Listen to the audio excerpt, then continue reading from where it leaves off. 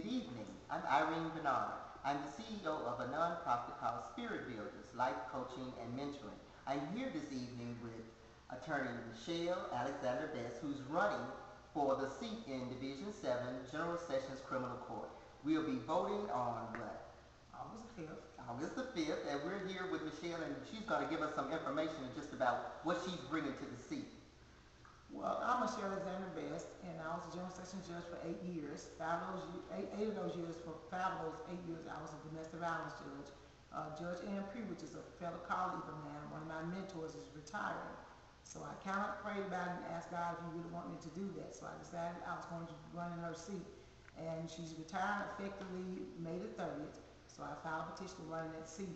I was a judge for 8 years, and matter of fact, I took domestic violence over from her because she was the first judge that did domestic violence for 2 years prior to me taking over in 2000.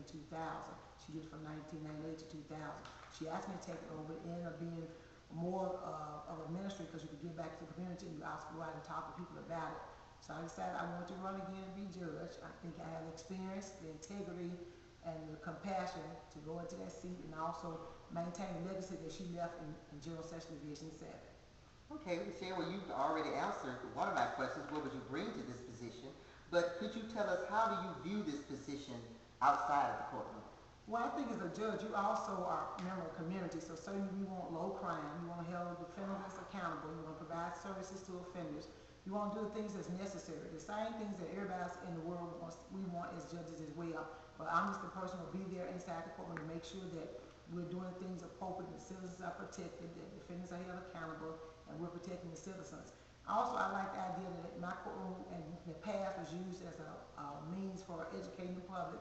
I teach, I'm a professor, I teach history, I teach in the morning, so I bring those same things that I do in the courtroom outside into a classroom setting, as well as ask students to come in and talk to me about it. My classroom has always been used as one of the schools, as schools bring people to the courtroom.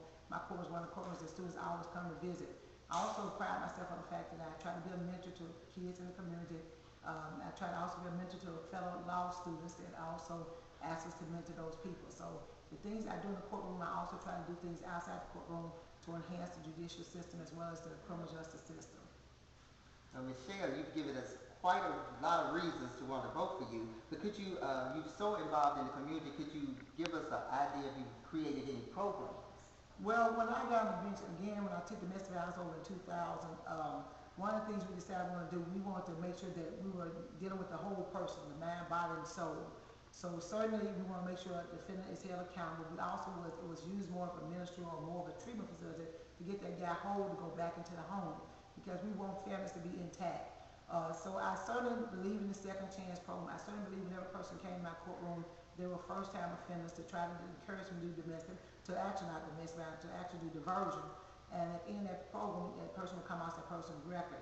So I think with the compassion and with the desire to try to turn the defender around, I think I was able to do those things. I'm constantly going to the community, have people say, well, thank you, Judge Best, for helping me. Thank you, Judge Best, for making me, getting me back on track. We really appreciate you, we really miss you. So I think I was able to accomplish some of those things while I was on the bench. And I want to go back and serve the citizens as well. And we want you back on the seat as well. So you've got it right there. Those are the reasons for you to come out to the polls on August the 5th and make the best choice. Attorney Michelle Alexander Best.